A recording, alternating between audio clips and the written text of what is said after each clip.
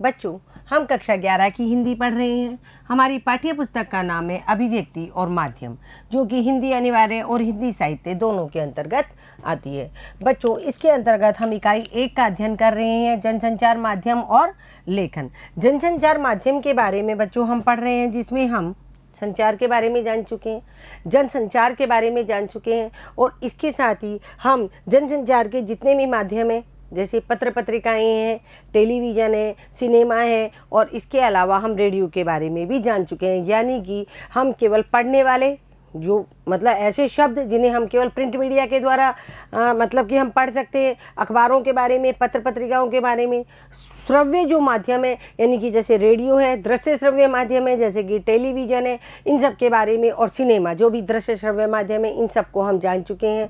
आज हम जनसंचार माध्यम का एक जो आधुनिक माध्यम है उसके बारे में जानेंगे।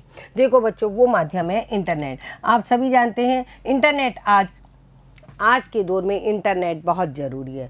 विदाउट इंटरनेट, यानी बिना इंटरनेट हमें भी सब कुछ सूना सूना सा लगता है। यानी इंटरनेट के बिना ऐसा लगता है जैसे कि सब कुछ चीज़ समाप्त सी हो गई है और हमारे पास कुछ भी सूचनाएं नहीं हैं। तो आज इंटरनेट है जो जनसंचार का सबसे आधुनिक और सबसे तेज साधन है। तो बच्चों, आज हम इंटरनेट के बारे में पढ़ेंगे। इंटरनेट जनसंचार का सबसे नया लेकिन तेज़ी से लोकप्रिय हो रहा जो माध्यम है। पिछले 2 साल से इंटरनेट और भी ज़्यादा तेज़ी से क्या हो रहा है, लोकप्रिय हो रहा है, क्योंकि इंटरनेट के माध्यम से हम कुछ भी कर सकते हैं। इंटरनेट के माध्यम से ये जो हमारी धरती है, ये सिमट करके एक गांव के रूप में हो गई है, एक टाउन के रूप में हो गई है। एक ये ऐसा माध्यम है जिसमें प्रिंट मीडिया, रेडियो, टेलीविज़न, किताब, सिनेमा, यहाँ तक कि पुस्तकालय के सारे गुण मौजूद हैं। यानी कि इंटरनेट एक ऐसा माध्यम है जो सब चीज़ों को इकट्ठा करके एक जगह पर ले आता है। उसके अंतर्गत जैसे प्रिंट मीडिया यानी अखबार है, हम ई अखबार पढ़ते हैं। ये अखबार मतलब अभी जैसे कोरोना काल चल रहा था, अखबार वगैरह बंद हो गए थे, यानी कागज़ की प्रिंटिंग, कागज़ के ऊपर जो प्रिंटिंग होकर के अखबार हमारे पास आता है वो उन दिनों बंद हो गया था। तो प्रिंट मीडिया, इसको हम ई अखबार के द्वारा हम किस पर पढ़ रहे थे, अपने मोबाइल पे पढ़ रहे थे, अपने टैब पर पढ़ रहे थे, अपने लैपटॉप पे पढ़ रहे थे। रेडियो, टेलीविज़न, किताब, सिनेमा, मतलब ये सब चीज़ें हम किस पे, इंटरनेट के माध्यम से हम अपने किसी भी गैजेट पे सुन सकते हैं। जैसे लैपटॉप है हमारे पास, टेलीविज़न, आजकल तो एंड्रॉयड टीवी आते हैं, एंड्रॉयड टीवी पर हम देख सकते हैं, सुन सकते हैं, अपने मोबाइल पर हम इसको चला सकते हैं। इसकी पहुँच दुनिया के कोने कोने तक है और इसकी रफ्तार का कोई जवाब नहीं है। यानी इंटरनेट की जो पहुंच है वो कोने कोने तक है और इसकी रफ्तार का कोई जवाब नहीं है। मतलब पहले क्या था, 2G चलता था जो थोड़ा रुक रुक के चलता था, 4G आया, और अभी क्या चल रहा है, 5G। क्या चल रहा है, 5G, जिसकी रफ्तार बहुत तेज़ी से है। हम किसी भी चीज़ को क्लिक करते हैं, गूगल पे करते हैं, ट्विटर करते हैं, फेसबुक चलाते हैं, व्हाट्सएप चलाते हैं, और हम जितनी भी क्रियाविधि जो हम गैजेट्स पर करते हैं वो उन सब का माध्यम क्या है, ये 2G, 4G, 5G, ये इंटरनेट है। ये बेतार का तार है, इंटरनेट है। और इस इंटरनेट ने क्या किया है, हम सबको जोड़ करके एक कर दिया है। इसमें सारे माध्यमों का समागम है, यानी इंटरनेट के अंतर्गत सारे माध्यम है, प्रिंट मीडिया, रेडियो, टेलीविज़न, किताब, सिनेमा, यानी जनसंचार के जितने भी माध्यम है सब इंटरनेट के अंदर समाहित है। आगे देखो, इंटरनेट पर आप दुनिया के किसी भी कोने से छपने वाले अखबार या पत्रिका में छपी सामग्री को पढ़ सकते हैं। आप ई अखबार को डाउनलोड कर लीजिए। आप किसी भी कंपनी का कोई भी अखबार हो, भास्कर हो, पत्रिका हो, नवभारत टाइम्स हो, द हिंदू हो, टाइम्स ऑफ इंडिया हो, अंग्रेजी अखबार हो, विदेशी अखबार हो, कोई भी किसी भी तरीके की पत्र पत्रिकाएं हो, इन्हें आप डाउनलोड कीजिए और डाउनलोड करके अपने मोबाइल में या अपने फ़ोन में किसी भी चीज़ में, जैसे कि लैपटॉप है, इस पर आप पढ़ सकते हैं। रेडियो सुन सकते हैं। आप कहीं जा रहे हैं और आप कई बार अपने बच्चों को देखा होगा कि मोबाइल के अंदर लीड लगा करके कान में लगा के FM सुन रहे होते हैं ना, तो हम इस पर रेडियो सुन सकते हैं। सिनेमा देख सकते हैं, यूट्यूब के जरिए देख सकते हैं। यूट्यूब किससे चलता है, यूट्यूब इंटरनेट से चलता है। यूट्यूब हुआ, फेसबुक हुआ, जितने भी मतलब कि ये सब चीज़ें हैं, ट्विटर हुआ, ये सब किस चीज़ से चलते हैं, ये सब इंटरनेट से चलते हैं। किताब पढ़ सकते हो आप, कोई भी किताब टाइप कीजिए गूगल पे और टाइप कीजिए उस किताब का नाम और खोल करके आप उसे पढ़ सकते हैं। और विश्वव्यापी जाल के भीतर जमा करोड़ों पन्नों से पल भर में अपने मतलब की सामग्री खोज सकते हैं। आपको किसी चीज़ का मीनिंग नहीं आ रहा, आप इंग्लिश पढ़ रहे हैं, हमको इंग्लिश में मीनिंग नहीं आ रहा है, किसी के शब्द का अर्थ नहीं पता चल रहा है, तुरंत आप गूगल पे खोलिए और खोल के आपको तुरंत उस चीज़ का आंसर मिल जाएगा। तो यहाँ इंटरनेट है जो क्या है, एक विश्वव्यापी मतलब विश्वव्यापी माध्यम हो गया है किस चीज़ का, जनसंचार का। तो इसके भीतर यानी इंटरनेट के भीतर जमा करोड़ों पन्नों में से पल भर में आप अपने मतलब की सामग्री खोज सकते हो। ये इंटरनेट पे देखो पत्र पत्रिकाएं हैं, आप कोई भी अखबार डाउनलोड करके इंटरनेट पर पढ़ सकते हैं। यह एक अंतरक्रियात्मक माध्यम है। इंटरनेट क्या है? अंतरक्रियात्मक। इंटरनेट, इंटर मतलब अंतरक्रियात्मक, अंदर ही अंदर चलने वाली एक प्रक्रिया है। यानी आप इसमें मूक दर्शक नहीं हैं, आप सवाल जवाब, बहस, मुबाहिसों में भाग लेते हैं। इंटरनेट ऐसा नहीं है कि इंटरनेट के जरिए हम जितनी भी चीज़ें देख रहे हैं, जितनी भी चीज़ कर रहे हैं, पढ़ रहे हैं, कि उसमें हम एक मूक दर्शक बने हुए हैं, हम केवल देख सकते हैं उसको, हम केवल पढ़ सकते हैं। ऐसा नहीं है, हम उसमें बहस कर सकते हैं, हम उसमें चैट कर सकते हैं। आप व्हाट्सएप के जरिए पिक्चर भेज सकते हो, एक स्थान से दूसरे स्थान पर भेज सकते हो। व्हाट्सएप के जरिए आप बातचीत कर सकते हो, व्हाट्सएप के जरिए आप वीडियो कॉलिंग कर सकते हो, फेसबुक के जरिए, इंस्टाग्राम के जरिए, ट्विटर के जरिए आप अपने मैसेजेस भेज सकते हैं, आप चैट कर सकते हैं। यानी ये केवल एक मूक दर्शक बने रहने वाला अंतरक्रियात्मक क्रिया नहीं है, बल्कि आप इसमें बहस और मुबाहिसों में भी भाग ले सकते हैं। आप चैट कर सकते हैं और आपका मानो तो आप ब्लॉग बनाकर पत्रकारिता की किसी बहस के सूत्रधार भी बन सकते हैं। पहले बच्चों क्या हुआ करता था, जैसे चर्चा परिचर्चा हमें किसी टॉपिक पर, किसी मुद्दे पर करनी होती थी तो संवाद केंद्र बनाए जाते थे। उन केंद्र पर हम जाते थे और जाकर के उस बहस के मुद्दे को उठाते, उस पर चर्चा परिचर्चा करते थे। लेकिन आजकल क्या है, हम अपना ब्लॉग बना सकते हैं इंटरनेट पर और पत्रकारिता की किसी भी बहस के सूत्रधार हम उसमें बन सकते हैं।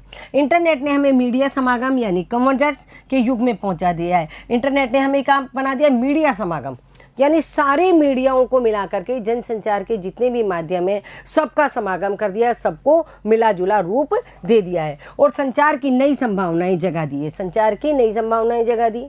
कोई भी चीज़ किसी भी क्षण, किसी भी वक्त, कहाँ कहीं से कोई भी सूचना कैसे भी पहुंचा सकते हैं हम। हर माध्यम में कुछ गुण और कुछ अवगुण होते हैं। यानी इंटरनेट जो माध्यम है, हमने कौन कौन से माध्यम पढ़े? हमने अखबार पढ़ा, पत्र पत्रिकाएं पढ़ी, रेडियो पढ़ा, टेलीविज़न पढ़ा, सिनेमा पढ़ा। अब हम पढ़ रहे इंटरनेट, तो हमने हर किसी में कुछ गुण देखे, कुछ अवगुण देखे।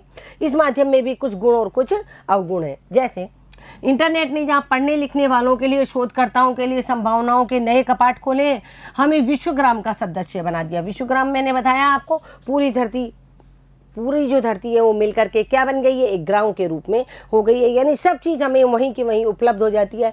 तो इंटरनेट जहाँ पढ़ने लिखने वालों और शोधकर्ताओं के लिए संभावनाओं के नए कपाट खोल रहा है, नए रास्ते खोल रहा है और हमें विश्वग्राम का उसने सदस्य बना दिया, वहीं इसमें कुछ खामियां भी है, कुछ खामियां हैं, कुछ कमियां हैं इंटरनेट में। जैसे पहली खामी तो यह है कि इसमें लाखों अश्लील पन्ने भर दिए गए। इंटरनेट में सबसे बड़ी खामी ये है, और इसमें जो सरकारें, जो हमारी जिस भी देश की सरकार हो, जिसने इंटरनेट पर इस चीज़ की, अश्लील चीज़ों को डालने की छूट दे रखी हो, वो बहुत गलत है। हमारे भारत में आजकल इसको बंद कर दिया गया है। अभी पिछले 2 महीने पहले जितनी भी अश्लील वस्तुएँ थी वो हमारे देश भारत से बंद कर दी गई है, जो कि यूट्यूब वगैरह पर डाली जाती है।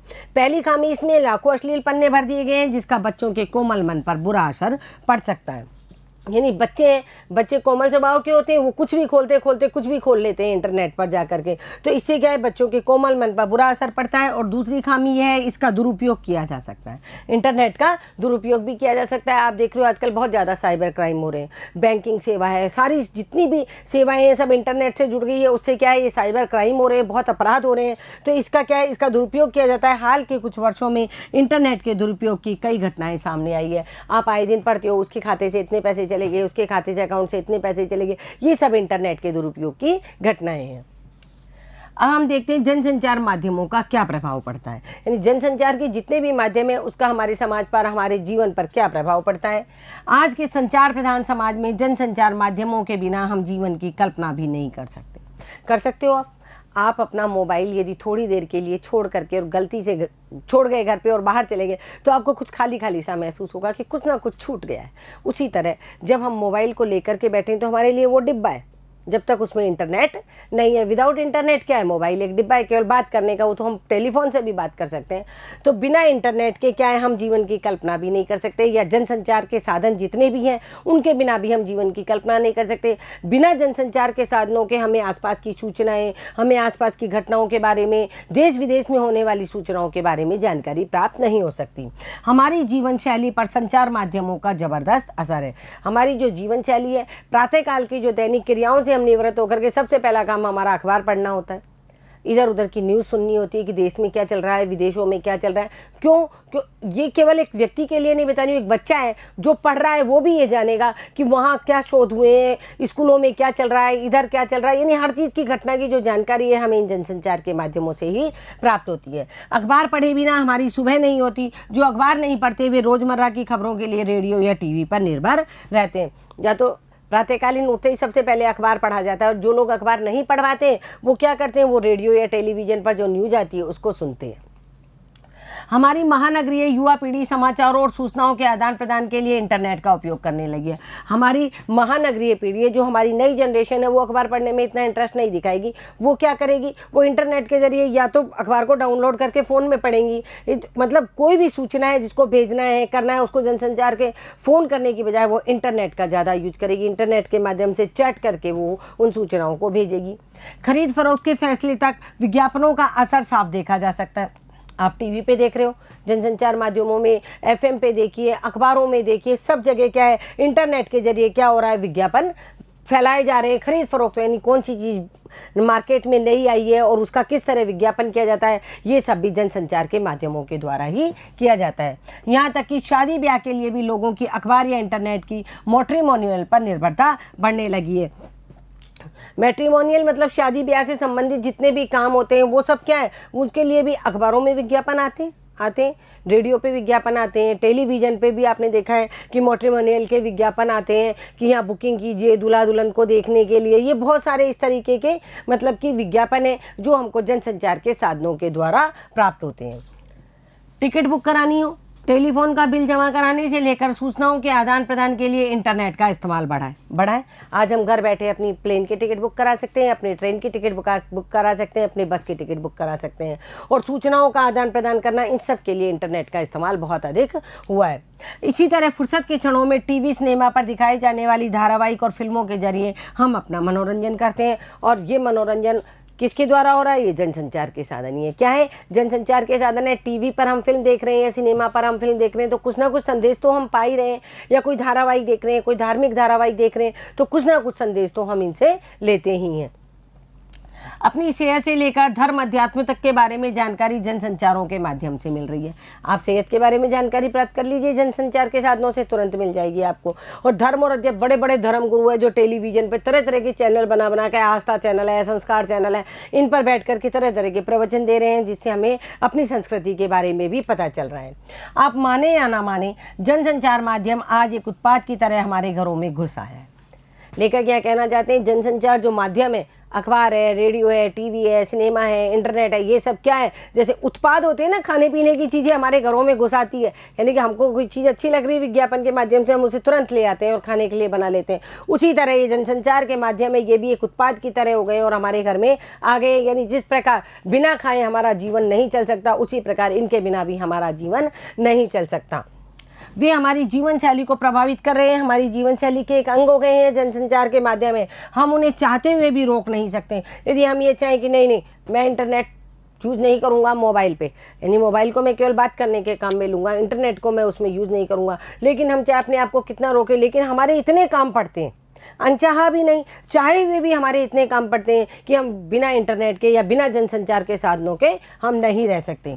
इसमें कोई दो राय नहीं है कि जनसंचार माध्यमों ने हमारे जीवन को और ज़्यादा सरल, हमारी क्षमताओं को और ज़्यादा समर्थ और हमारे सामाजिक जीवन को और अधिक सक्रिय बनाया है। देखो बच्चों, कोई चीज़ें सकारात्मक होती है, कहीं कहीं नकारात्मक होती है, लेकिन सकारात्मक आप देखो, जनसंचार के जितने भी माध्यम हैं उन्होंने हमारे जीवन को सबसे ज़्यादा सरल बना दिया है। जनसंचार के माध्यमों से हमारा जीवन सरल बन गया है। हमें मान लो नौकरी के लिए विज्ञापन ढूंढना है, तुरंत मिलेगा आपको, अखबारों में मिलेगा, इंटरनेट खोलिए, आपको तुरंत सारी चीज़ जो देखना चाहते हैं आप उस पर टाइप कीजिए और आपको सब सामने आ जाएगी। टेलीविज़न के माध्यम से, रेडियो के माध्यम से, तो इन्होंने हमारी क्षमताओं को भी ज़्यादा समर्थ कर दिया है और हमारे सामाजिक जीवन को और अधिक सक्रिय बना दिया है। किसने? जनसंचार के माध्यमों ने। साथ ही उन्होंने हमारे राष्ट्रीय जीवन को गतिशील और पारदर्शी बनाया है। कैसा बनाया है? गतिशील। राष्ट्र में, हमारे राष्ट्र में क्या क्या घटनाएं घट रही है, कहाँ क्या हो रहा है, कौन सी प्रगति हो रही है, कौन सा विकास हो रहा है, सब चीज़ें मान लो हमारे प्रधानमंत्री ने कोई नया किसी चीज़ का उद्घाटन किया, हम या तो उसको अखबार में देखेंगे पिक्चर के रूप में, या हम उसको रेडियो में सुनेंगे, या फिर हम उसको क्या देखेंगे, टीवी पर, टेलीविज़न पे न्यूज़ के जरिए देखेंगे, लाइव प्रसारण देखेंगे। तो हमको कैसे पता चला? इन जनसंचार के माध्यमों से पता चला कि हमारे देश में क्या विकास हो रहा है। इनकम टैक्स है, मान लो इनकम टैक्स में क्या क्या चेंजेज हुए, ये सब हमको किसके द्वारा पता चलता है? जनसंचार के माध्यम से। सरकार ने कौन से नए नियम बनाए हैं, कौन से संविधान में संशोधन किया है, क्या हुआ है देश में, क्या हो रहा है, क्या प्रगति हो रही है, क्या अवनति हो रही है, क्या उन्नति हो रही है, इन सब का हमको, इन सूचनाओं का हमें जनसंचार के माध्यमों से ही पता चलता है। सूचनाओं और जानकारियों के आदान प्रदान से लेकर लोगों को एक दूसरे तक जोड़ने तक का बहस तथा विचार विमर्श से लेकर लोकतांत्रिक प्रक्रियाओं को मजबूत बनाने तक में जनसंचार माध्यमों की महत्वपूर्ण भूमिका है। आप सभी जानते हैं सूचना और जानकारियाँ सब जनसंचार से मिलती है कि आदान प्रदान से लेकर लोगों को एक दूसरे से जोड़ने तक। आपने देखा है व्हाट्सएप पे ग्रुप बनते हैं, फिर फेसबुक पे ग्रुप बनते हैं, इंस्टाग्राम पे ग्रुप बनते हैं, लोग ट्विटर पे तरह तरह के मैसेज करते हैं, तो एक दूसरे से जुड़ते हैं। क्या करते हैं? एक दूसरे से जुड़ते हैं। हम आगे यदि प्रधानमंत्री का कोई मैसेज आया ट्विटर पर, हमने उसको पढ़ा, हम उसको रीट्वीट भी कर सकते हैं ना। तो ये सब चीज़ें क्या है? एक दूसरे से जोड़ने तक। और बहस विचार विमर्श से लेकर आपने टेलीविज़न पर देखा है कई बार न्यूज़ चैनल बड़े बड़े विद्वानों को बुलाता है और उनसे किसी न किसी एक मुद्दे पर लोकतांत्रिक जीवन के ऊपर बहस कराता है। ये सब चीज़ें क्या है? ये सब लोकतांत्रिक प्रक्रिया को मजबूत बनाने में जनसंचार माध्यमों की महत्वपूर्ण भूमिका है। यानी जनसंचार के माध्यम है जो हमारे जीवन में एक महत्वपूर्ण भूमिका निभाते हैं। आप देखो, ये एक तरीके की विशेष रिपोर्ट बनाई हुई है कि किस तरह घूस लेते हुए कोई व्यक्ति, रिश्वत लेते हुए पकड़ा जा रहा है उसे उसका सीधा एकदम, मान लो वहाँ कैमरे लगे हुए हैं तो कैमरों से सीधा फोटो लेकर के और उसे किस पे डाल दिया जाता है? उसे जनसंचार माध्यमों पर डाल दिया जाता है। आगे देखो, आज राष्ट्रीय स्तर पर हमारी राजनीति और हमारी अर्थनीति तक जनसंचार माध्यमों से प्रभावित हो रही है। राष्ट्र के स्तर पर बात करें, हम नेशनल लेवल पे बात करें तो हमारी जो राजनीति है और हमारी जो अर्थनीति है तक जनसंचार के माध्यमों से प्रभावित होती है। बजट है, बजट का प्रसारण है। पहले संसद में बजट का प्रसारण कर दिया जाता था, दूसरे दिन हम अखबारों में पढ़ते थे। आजकल हम उसको लाइव देख सकते हैं। क्या देख सकते हैं? उसको जीवित, जो चीज़ हो रहा है, जो काम हो रहा है, उसे हम देख सकते हैं। खासकर आपातकाल के बाद जनसंचार माध्यमों की ताकत लगातार बढ़ी है। आपातकाल लगा, जैसे लॉकडाउन लगा, लॉकडाउन के बाद क्या है? जनसंचार माध्यमों की ताकत लगातार बढ़ी है। लोग घरों में बैठ कर ही, लोग वर्क फ्रॉम होम जिसको हम कह रहे हैं घर से बैठ करके काम करना, तो इसकी ताकत बढ़ी है इंटरनेट की और जनसंचार माध्यमों की। और राष्ट्रीय जीवन में उनका हस्तक्षेप भी बढ़ा है। किसका? जनसंचार माध्यमों का राष्ट्र के जीवन में भी बहुत हस्तक्षेप अब बढ़ गया है। वे न सिर्फ सरकार के कामकाज की निगरानी करते हैं बल्कि सरकार के गलत फैसलों के खिलाफ भी आवाज़ उठाते हैं। मीडिया एक स्वतंत्र स्वायत्त शासी संस्था है, अपने आप में स्वतंत्र है। रेडियो स्वतंत्र है, टेलीविज़न स्वतंत्र है, अखबार स्वतंत्र है। ये सब पत्रकारिता जनसंचार के माध्यम है। ये सब स्वतंत्र है। ये सरकार के कामकाज की निगरानी करते हैं। सरकार के जो गलत फैसले होते हैं, गलत काम होते हैं, उसे जनता तक पहुंचाते हैं और जनता उसका विरोध कर सकती है। राष्ट्रीय स्तर पर फैलते भ्रष्टाचार, मानवाधिकार हनन और सांप्रदायिकता जैसे मामलों को जनसंचार के माध्यमों ने लगातार उठाया है। ये जनसंचार के माध्यम ही है जो हमें बताते हैं कि कहाँ कुछ गलत हो रहा है, क्या सरकार में गलत हो रहा है, क्या दुनिया गलत कर रही है, कहाँ कुछ गलत हो रहा है, किसके साथ कहाँ कुछ हो रहा है। वो सब चीज़ें, राष्ट्रीय स्तर पर फैलता हुआ भ्रष्टाचार, मानवाधिकार हनन और सांप्रदायिकता जैसे मामलों को जनसंचार के माध्यमों ने लगातार उठाया और जनता तक पहुंचाया है और लोगों को जागरूक बनाने की कोशिश की है कि तुम्हारे साथ कहाँ गलत हो रहा है, कि कहाँ से तुम्हारे पास ऊपर से रुपया आ रहा है और तुम्हारे पास क्यों नहीं पहुंच रहा है, बीच में कौन लोग रिश्वत के रूप में खा रहे हैं, कहाँ भ्रष्टाचार फैल रहा है, कहाँ सांप्रदायिकता फैल रही है, कहाँ दंगे फैल रहे हैं। ये सब जनसंचार के माध्यमों से हमें पता चलता है। हाल के वर्षों में स्टिंग ऑपरेशन के जरिए सामने आया तहलका कांड हो या ऑपरेशन दुर्योधन हो या चक्रव्यूह, सबने यह साबित किया है यदि चाहें तो जनसंचार माध्यम सत्ता के शिखर को भी हिला सकते हैं। देखो बच्चों, ये 2-3 ऑपरेशन है, स्टिंग ऑपरेशन, तहलका कांड और ऑपरेशन दुर्योधन या चक्रव्यूह। ये सब क्या है? ये सबको मीडिया ने, जनसंचार ने क्या किया है? जनता के सामने ला करके रख दिया है। इससे पता चलता है कि ये सारे ऑपरेशन हो या अन्य कोई भी कांड हो, जनसंचार माध्यम सत्ता के शिखर तक को हिला सकता है। यदि सत्ता में कुछ भी गलत हो रहा है, सरकार में यदि कुछ भी गलत हो रहा है, तो जनसंचार माध्यम के जरिए जनता तक वो पहुँच सकता है। और जनसंचार माध्यम एक ऐसा साधन है जो कि सत्ता के शिखर को भी हिला सकता है। लेकिन जनसंचार माध्यमों के कुछ नकारात्मक प्रभाव भी है। मैंने आपको पहले भी बताया और हमने पहले भी पढ़ा, किसी में कुछ गुण होते हैं तो कुछ अवगुण भी होते हैं। अगर सावधानी से इस्तेमाल नहीं किया जाए तो लोगों पर उनका बुरा प्रभाव भी पड़ता है। यानी कोई भी बात को बताया जाए, जनसंचार के माध्यम से कोई भी सूचना दी जाए, यदि उसे सही तरीके से पेश नहीं की जाए और तोड़ मरोड़ कर पेश की जाए तो हो सकता हो उसका नकारात्मक प्रभाव भी आ सकता है। सबसे पहली बात तो यह है कि सिनेमा और टीवी जैसे जनसंचार माध्यम काल्पनिक और लुभावनी कथाओं के जरिए लोगों को एक नकली दुनिया में पहुंचा देते हैं। देखो ये सबसे बड़ी कमी है। हम सिनेमा देखते हैं, सारी काल्पनिक चीज़ें देखते हैं सिनेमा में, और टीवी जैसे जनसंचार माध्यम जो मनोरंजन के साधन है, ये काल्पनिक और लुभावनी कथाओं के जरिए लोगों को एक नकली दुनिया में पहुंचा देते हैं। कई बार देखो जो बच्चे होते हैं, आप जैसी उम्र के बच्चे हो, फिल्म देख रहे हैं, फिल्म देखते देखते उसमें जो फिल्म में काल्पनिकता दिखाई जाती है, जो सीन दिखाए जाते हैं, जो दृश्य दिखाए जाते हैं, वो सारे काल्पनिक होते हैं। क्या होते हैं? काल्पनिक होते हैं। हम उन दृश्यों को अपने जीवन में नहीं उतार सकते, लेकिन क्या है, बच्चे का मन बाल सुलभ होता है। जो किशोर अवस्था के बच्चे होते हैं वो इन चीज़ों को अपने जीवन में उतारने का प्रयास करते हैं और उससे उनका जीवन पथभ्रष्ट हो जाता है। आप देख रहे हो मोबाइल पर तरह तरह के गेम्स आते हैं, ये जनसंचार का माध्यम है, और इन गेम्स ने इन्हीं दिनों, लॉकडाउन वाले समय में, इन्हीं दिनों इन गेम्स ने कितने किशोर बच्चों की जान ले ली और उससे कितने ही किशोर बच्चे अपने पथ से भ्रष्ट हो गए। तो ये सब चीज़ें क्या है, ये नकली दुनिया में पहुंचा देते हैं और जिसका वास्तविक जीवन से कोई संबंध नहीं होता है। तो जनसंचार के माध्यम के जो साधन है, यदि हम उनका सदुपयोग ना करके दुरुपयोग करेंगे तो वो हमारे जीवन को भी खराब कर सकते हैं। इस कारण लोग उसके वैसे ही व्यसनी बन जाते हैं जैसे किसी मादक पदार्थ के। नतीजा यह होता है कि वे अपनी वास्तविक समस्याओं का समाधान काल्पनिक दुनिया में ढूंढने लगते हैं। देखो बच्चों, कई लोग क्या होते हैं, इंटरनेट के शिकार हो जाते हैं। क्या हो जाते हैं? इंटरनेट के शिकार हो जाते हैं, व्यसनी हो जाते हैं। जैसे बच्चे, कई लोग मादक पदार्थ होते हैं ना, जिनको लेते हैं, जो कि नशा करने वाली चीज़ें होती है, उसी तरह लोग क्या होते हैं, जनसंचार के जो साधन है जिसमें मुख्यतः इंटरनेट और इंटरनेट के अंतर से चलने वाले जो ऑनलाइन गेम्स हैं बच्चों के, उनके बच्चे क्या हो जाते हैं, उनके बच्चे एकदम उनके आदी हो जाते हैं, उनके शिकार हो जाते हैं। जिसका अर्थ ये होता है कि वे वास्तविक समस्याओं का समाधान कहाँ ढूंढते हैं? उस काल्पनिक दुनिया में ढूंढते हैं। कहाँ ढूंढते हैं? यानी वो सब चीज़ भूल करके उस काल्पनिक दुनिया में चले जाते हैं और अपनी समस्याओं का समाधान काल्पनिक दुनिया में ढूंढने लगते हैं। इससे लोगों में पलायनवादी प्रवृत्ति पैदा होती है। पलायनवादी प्रवृत्ति मतलब अपने स्थान से खिसक जाना। जहाँ हम जमे हुए हैं, जहाँ हमारी जड़ें हैं, वहाँ से निकल करके हम हवा में चलना चाहते हैं, और जब हम हवा में चलेंगे तो पैर ज़मीन पर नहीं टिकेंगे तो क्या होएगा? गिर जाएंगे। तो ये पलायनवादी प्रवृत्ति कब पैदा होती है? जब व्यक्ति इंटरनेट का या जनसंचार के साधनों का, जनसंचार के और बाकी के साधन इस तरीके की मतलब अनियमितताएं नहीं करते हैं जितना इंटरनेट पर, मोबाइल गेम्स पर ये जो बच्चों के अंदर अनियमितताएं पैदा करते हैं और पलायनवादी प्रवृत्ति पैदा कर सकते हैं। जनसंचार माध्यमों में खासकर सिनेमा पर यह आरोप लगाया जाता रहा है कि उन्होंने समाज में हिंसा, अश्लीलता और असामाजिक व्यवहार को प्रोत्साहित करने में अगवा की भूमिका निभाई है। देखो बच्चों, हमने पिछली बार भी सिनेमा जब पढ़ा था तब भी ये पढ़ा था, सिनेमा ने जहाँ मतलब कि एक मनोरंजन किया है, एक फैंटेसी बताई है, काल्पनिक दुनिया में सिनेमा ले गया है लोगों को।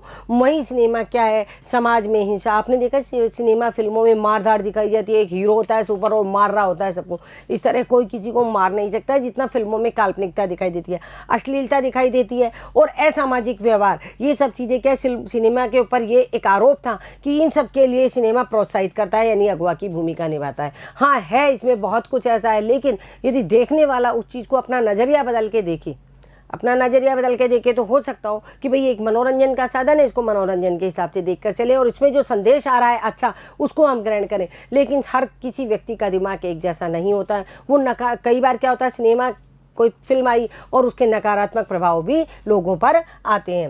हालांकि विशेषज्ञों का ये मानना है कि जनसंचार माध्यमों का लोगों पर उतना वास्तविक प्रभाव नहीं पड़ता जितना कि उसके बारे में समझा जाता है। लेकिन विशेषज्ञ ये कहते हैं कि हम जो विशेषज्ञों के अनुसार कि भाई जनसंचार माध्यम का जो वास्तविक जीवन पर बहुत अधिक प्रभाव नहीं पड़ता है जितना कि हम समझते हैं। लेकिन जैसे हम अखबार पत्र पत्रिकाएं देखें, यदि हमने उसमें कुछ ऐसा पढ़ा जो कि हमारे जीवन पर नकारात्मक प्रभाव डालता है तो वो जीवन को इतना बुरा नहीं बनाएगा, ना ही टेलीविज़न के माध्यम से इतना बुरा होगा। हाँ, सिनेमा और इंटरनेट के माध्यम से जो ऑनलाइन गेम्स हैं इनका ज़रूर नकारात्मक प्रभाव पड़ता है, और वो भी खास करके युवा पीढ़ी पर या किशोर अवस्था के बालकों पर, जो कि अपनी समझ अभी उनकी ज़्यादा परिपक्व नहीं हुई है। इसलिए विशेषज्ञ कहते हैं कि जनसंचार माध्यमों का लोगों पर वास्तविक प्रभाव इतना नहीं पड़ता कि जितना उसके बारे में कहा जाता है। प्रभाव पड़ता है, लेकिन उन लोगों पर जिनकी समझ अभी अधिक विकसित नहीं हुई है।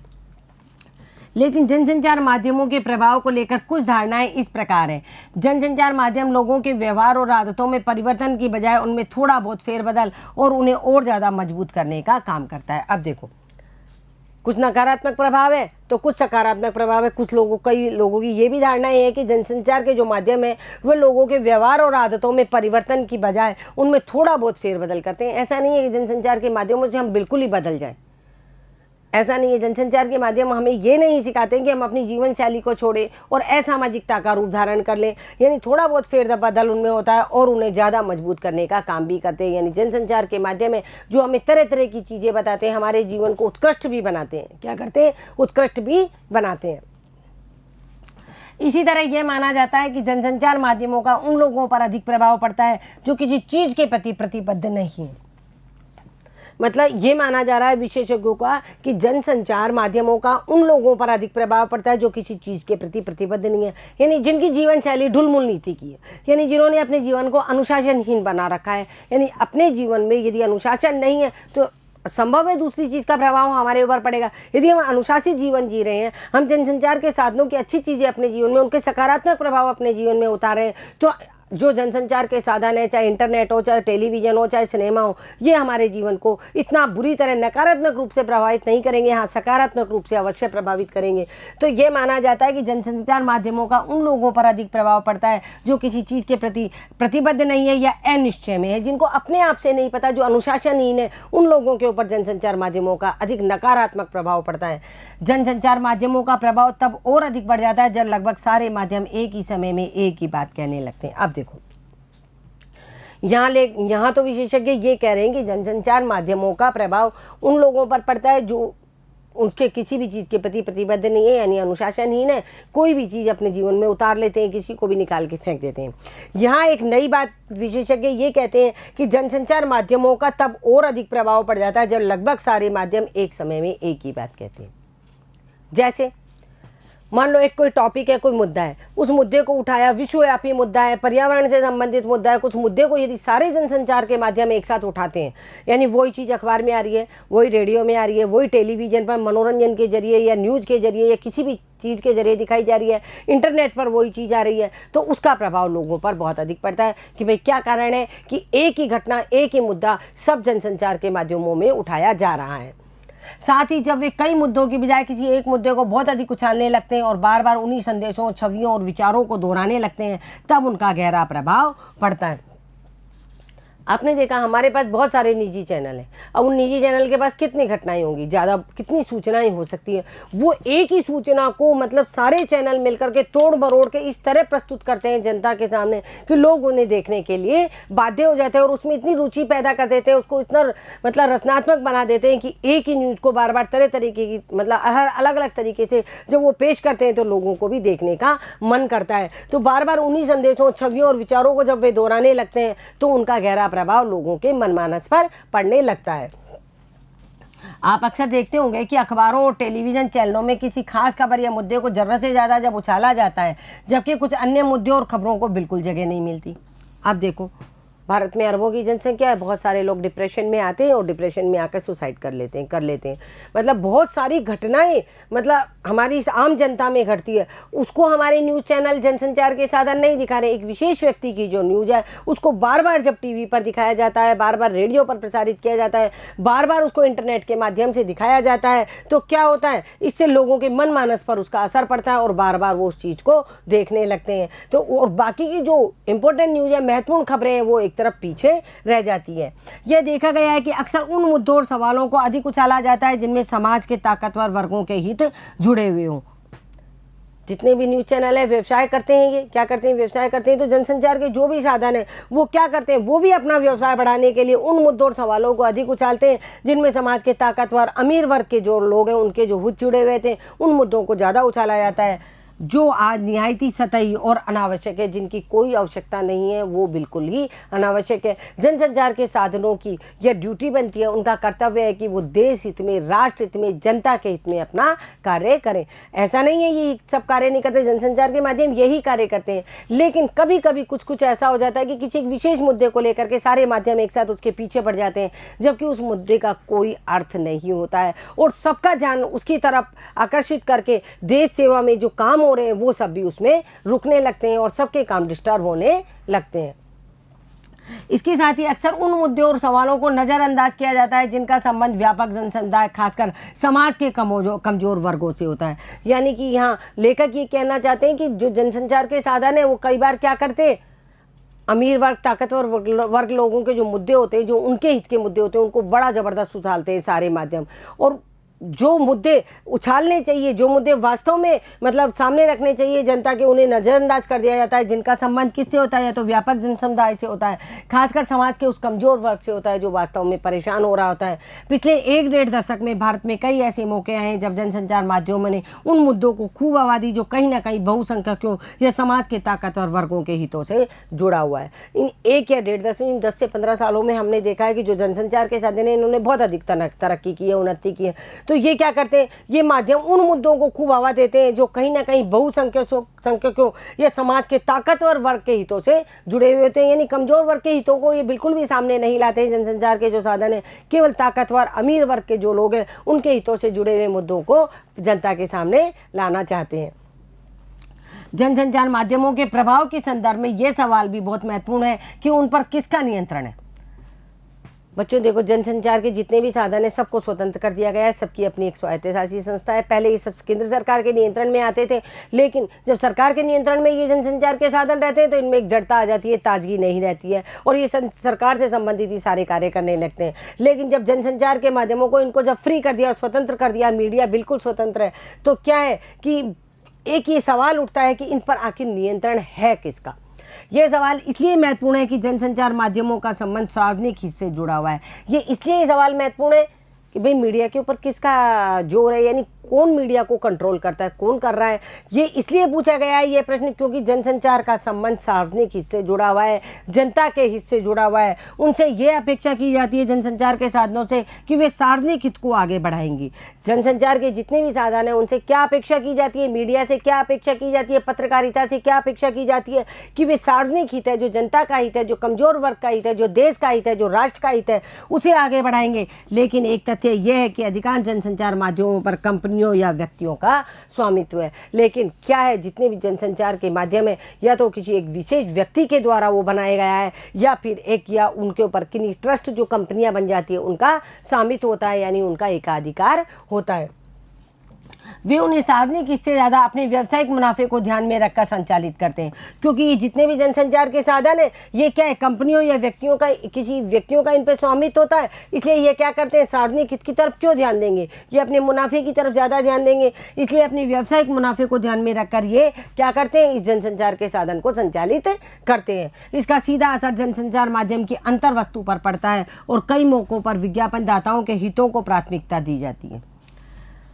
कई मौके हम कई बार देख रहे होते हैं, न्यूज़ चैनल चल रहा है, बीच में न्यूज़ आ रही है और बीच बीच में विज्ञापन आने शुरू हो जाते क्यों? क्योंकि इससे क्या है, उस चैनल वाले को, जिसका न्यूज़ चैनल है, उसको क्या करना है, मुनाफा कमाना है। इसके लिए तथ्यों के साथ तोड़ मरोड़ और सच्चाई को छुपाने की कोशिश भी की जाती है। कई बार कई चैनल इस तरीके की न्यूज़ को बताते हैं। कई बार आप देखा करो, एक ही न्यूज़ अलग अलग चैनलों पर मतलब अलग अलग तरीके से पेश की जा रही होती है। कहीं तो उसको तोड़ मरोड़ के पेश किया जाता है, कहीं उसको गलत या कहीं तो उसको बिल्कुल ही गलत बता दिया जाता है, कहीं उसको सच्चा बताया जाता है, कहीं उसको झूठा बताया जाता है। उसका मेन कारण क्या है? उसका मेन कारण है इनको तो अपना एक मुनाफा कमाना है, इनको सार्वजनिक इससे कोई मतलब नहीं होता है। मीडिया के जरिए लोगों को एक खास तरह की जीवन शैली में ढालने की कोशिश की जाती है। बहुतेरे विश्लेषकों का मानना है कि उपभोक्तावाद के विकास और फैलाव में जनसंचार माध्यम की सबसे महत्वपूर्ण भूमिका है। देखो, मीडिया है वो क्या करता है, मीडिया है, पत्रकारिता है, उसके जरिए लोगों की जो जीवन शैली है उसको एक खास तरीके से बनाने का प्रयास किया जाता है। बहुत से विश्लेषक ये कहते हैं कि उपभोक्तावाद के विकास और फैलाव में, आज का जो समाज है उपभोक्तावादी समाज है, इसके विकास और फैलाव में जनसंचार माध्यमों की सबसे महत्वपूर्ण भूमिका है। हमें नई नई चीज़ों के बारे में, अब आप बताओ, पहले के जो लोग थे वो क्या करते थे, फास्ट फूड के बारे में नहीं जानते थे। किससे जाना उन्होंने? चाइनीज़ फूड के बारे में किससे जाना उन्होंने? हर कोई तो चाइना नहीं चला जाता, हर कोई तो विदेशों की सैर नहीं कर पाता, हर किसी को तो नहीं पता कि फ़ास्ट फूड कैसे बनते हैं या फ़ास्ट फूड कहाँ से आए या कैसे। इन सब का कारण है जनसंचार के माध्यम। क्या है? ये जीवन शैली को भी सुधारते हैं, जीवन शैली को भी बिगाड़ते हैं। यानी जनसंचार के माध्यम है जो व्यक्ति के जीवन को पूरी तरह प्रभावित करते हैं। उपभोक्तावाद का विकास फैलाव में जनसंचार की महत्वपूर्ण भूमिका है। फैशन से लेकर खान पान तक लोगों की रुचियों आदतों को बदलने में जनसंचार माध्यमों की भूमिका देखी जा सकती है। फैशन में आपने देखा, हमको कैसे पता चले? हम तो यहाँ बैठे हैं अपने शहर में, हमें क्या पता कि दूसरे शहर में या बड़े शहरों में या मुंबई जैसे शहरों में जो कि माया नगरी है वहाँ कौन सा फैशन आया। इसका कि हमको किससे पता चलेगा? इन जनसंचार के साधनों से ही पता चलेगा कि आजकल कौन सा फैशन चल रहा है, किस तरीके का खान पान चल रहा है। ये सब क्या है? उपभोक्तावादी जो प्रवृत्ति है हमें जनसंचार के माध्यमों से ही प्राप्त होती है। खासकर बच्चों और युवाओं पर जनसंचार माध्यमों के जरिए पेश की जा रही आधुनिक उपभोक्तावादी और जीवन शैली का गहरा प्रभाव पड़ रहा है। मैं आपको शुरू से बताई जा रही हूँ, किशोर अवस्था के बच्चे और युवा अवस्था, इनके बच्चों पर जनसंचार माध्यमों का बहुत प्रभाव पड़ रहा है। जनसंचार माध्यमों के जरिए जो आधुनिक उपभोक्तावादी जीवन शैली प्रस्तुत की जा रही है, आजकल के बच्चे और युवा वर्ग उसको अपना रहे हैं। आगे देखो, कुल मिलाकर ये कहा जा सकता है कि जनसंचार माध्यमों ने जहाँ एक और लोगों को सचेत और जागरूक बनाने में अहम भूमिका निभाई है, वहीं उसके नकारात्मक प्रभावों से इनकार नहीं किया जा सकता। देखो बच्चों, जनसंचारों के माध्यम से ही हमारा जीवन शैली है जो उच्च स्तर की तरफ चली है, हम लोगों ने विकास किया है, हम लोग उन्नत हुए। जनसंचार के माध्यम ये है जो व्यक्ति को सकारात्मकता की तरफ ले जाते हैं, जो व्यक्ति को उपभोक्तावादी जीवन से परिचित कराते हैं, जो फैशन से, खान पान से, हर चीज़ से, नई नई नौकरियाँ, नया जानने और सब कुछ करने के लिए माध्यम कौन है? जनसंचार माध्यम है। जहाँ इनके सकारात्मक प्रभाव है वहीं इसके कुछ नकारात्मक प्रभावों से भी इनकार नहीं किया जा सकता। यह भी स्पष्ट है कि जनसंचार माध्यमों के बिना सामाजिक जीवन की कल्पना भी नहीं की जा सकती। क्या हम कर सकते हैं? क्या हम बिना अखबार, बिना टीवी, बिना रेडियो और बिना इंटरनेट के आज रह सकते हैं? क्या कोई व्यक्ति, वो लोग रह सकते हैं जो पुराने परिवेश में, ग्रामीण परिवेश में जो बुजुर्ग लोग आज तक रहते आए हैं और रह रहे हैं, अभी भी रह रहे हैं, वो लोग बिना इंटरनेट के रह सकते हैं? यदि उन्हें भी इस चीज़ का चस्का लगा दिया जाए तो उनको भी यही लगेगा कि हमारे पास भी इंटरनेट होना चाहिए। आज का जो बच्चा वर्ग है, किशोर वर्ग है, युवा वर्ग है या युवा वर्ग से ऊपर की जो आयु वर्ग के लोग हैं, चाहे बुजुर्ग भी, आजकल जो शहरों में रहने वाले जो लोग हैं, उन सबको क्या है? जनसंचार के साधनों की बहुत अधिक आवश्यकता पड़ती है और वो बिना जनसंचार के साधनों के अपनी जीवन शैली को नहीं चला सकते हैं। ऐसे में ये जरूरी है कि हम जनसंचार माध्यमों से प्रसारित और प्रकाशित सामग्री को निष्क्रिय तरीके से ग्रहण करने के बजाय उसे सक्रिय तरीके से सोच विचार करके और आलोचनात्मक विश्लेषण के बाद ही स्वीकार करें। जनसंचार के साधनों ने हमें जो कुछ परोस दिया है उसे हम सीधा ही ग्रहण ना करें।